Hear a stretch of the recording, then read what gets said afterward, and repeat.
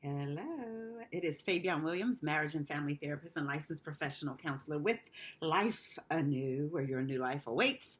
And today is Love Day. And you see me out here in my red, letting y'all have it. Okay, it's Valentine's Day when I'm taping this. I don't know when you're going to see it, but whenever you see it, know that I'm doing it because it's Valentine's Day. And so this is geared toward couples.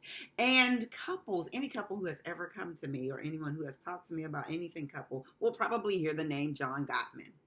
John Gottman is the marriage guru. John and Julie are these great marriagey people, these scientists, psychotherapists, psychologists, all of that good stuff wrapped into one, who studied couples and studied their reactions to different stimuli when they are together in extended circumstances. So they got to the point where they were so good, he could recommend if a couple was going to divorce or stay together within, I think it's 6 minutes of talking to them. So he is the man when it comes to marriage. So his topic that I'm talking about today, it's called See the Good. And in seeing the good, I know it sounds so juvenile and so like elementary, but it is very difficult to see the good in someone that you spend extended amounts of time with, because you begin to see their annoyances and the annoyances override the good stuff, right? So when we're talking about seeing the good and this being Love Day, I want you to spend today seeing the good. Even if they made you mad last night at 11:59, 12:01, I want you to kick into seeing the good for this Love Day, okay? So seeing the good, I'm gonna tell you how to do it. One is with gratitude, showing gratitude, creating a gratitude journal, creating a love list, a list of things that you love about your spouse, a list of things that they've done that made you extremely overjoyed or happy or just blessed you in some way. It didn't have to be, extravagant or something like that. It might be holding the door. My husband, 29 years in. We are 29 years married as of last week, whatever. I don't know what day it is, but it's February 14th. Just said that. Okay. But as of last week, he's still holding the door open for me, and I appreciate that. So that's something that I would put in my gratitude list. Begin to compile that list so that it can combat the negative list that will eventually outweigh it. Always. We are such negatively driven individuals that the negative will always kind of trump the positive. So we want to fight back by having a list already compiled. So the gratitude is number one. Find ways to show gratitude to your spouse. Find ways to make yourself see things that you're grateful for in your spouse. The next thing, ants to pets. That's a CBT. I feel so bad because I cannot think of the man who created it. Oh no. Oh well. When I think of it, I'll put it in the comments. Ants to pets is his idea. I know his name is Peter something, but ants to pets. So ants is automatic negative thoughts. Pets is positive, energizing thoughts. So changing those negative thoughts that you have about your spouse, about your relationship, about your marriage to positive, energizing thoughts. We call it a reframe. A reframe. Your brain really is magical. You really can. Neuroplasticity is real. You really can change your thinking. You can get rid of stinking thinking and make it more positive, but you have to work at it. So when you have an automatic negative thought, oh, here he come again, you know exactly what he wants to say, right? You have that automatic negative thought, change it to a positive, energizing thought, because he could come in with flowers and happy-go-lucky and change. And even if he does do what you defaulted to, his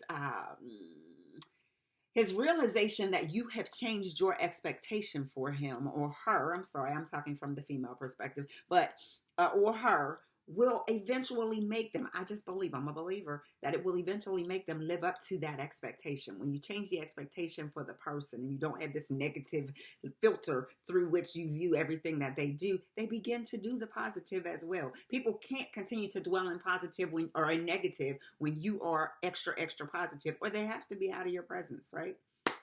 All right, next one. Mindfulness, doing some resting of the mind. Sometimes our arguments, how many of you will agree? Sometimes our arguments occur because we are stressed. My husband could do the same thing when he walks in the house that he does every day. And because I am stressed, that responsibility pie that I create has him at getting 100% of the stress that I got from my job that day, or the stress that I got from being at the supermarket and nobody wanting to get out the way, or, whatever stress I was encountering, he gets the brunt of it because he's here and he's safe and I can give it to him. And he's the one that I can be mad at, even if I'm not really mad at him, right? So I do some mindfulness activity, some breathing, some thinking about where I am, some bringing myself back to the here and now. I am no longer at that job. This is no longer that mean boss that made me do stuff I didn't want to do, or made me act outside of my level of integrity, whatever that is. So mindfulness brings you back.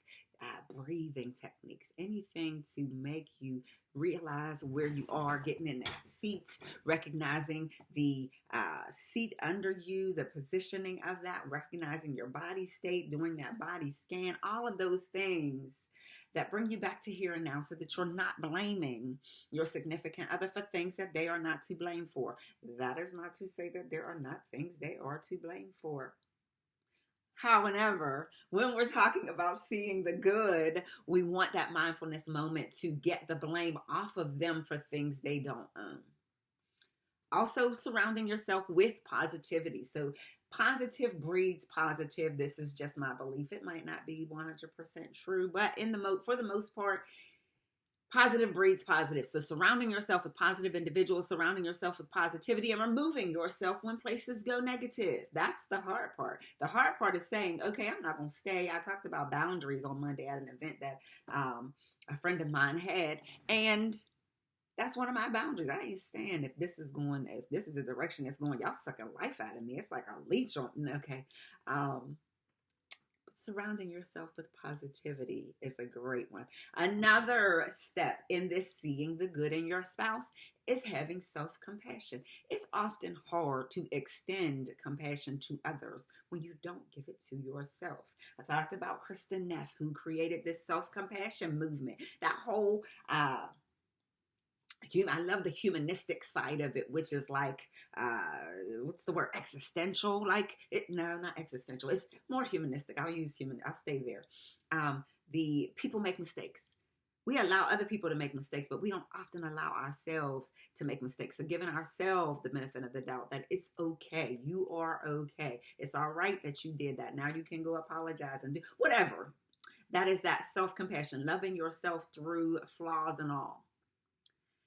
Checking out of the matrix. This is my husband and I's biggest tip for couples. Check out of the matrix. I've seen several different rules. 777, which is a date every 7 days, a trip every 7 weeks, and a vacation every 7 months or something like that. I forget. They have 777, 555, 222. There's all different kind of numbers and all of that stuff, but I think those are just cute reminders that you need to check out of the matrix, even if it's just going across town and staying at a hotel, or going to someone's house that you know is not going to bother you. If you can go house sit somewhere to get out of your norm, out of all of that, you got to check out of your matrix together so that you can see the good in each other. You're not worried about your job. You're not worried about anything else.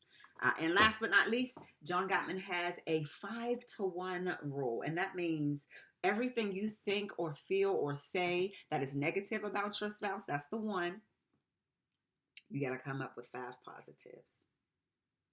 You won't talk so negatively if you got to think about 5 positives every time you come up with one negative. And there will be negativity. It's just forcing you outside of that element to think about the good in your spouse versus I am so annoyed by blank, whatever your blank is.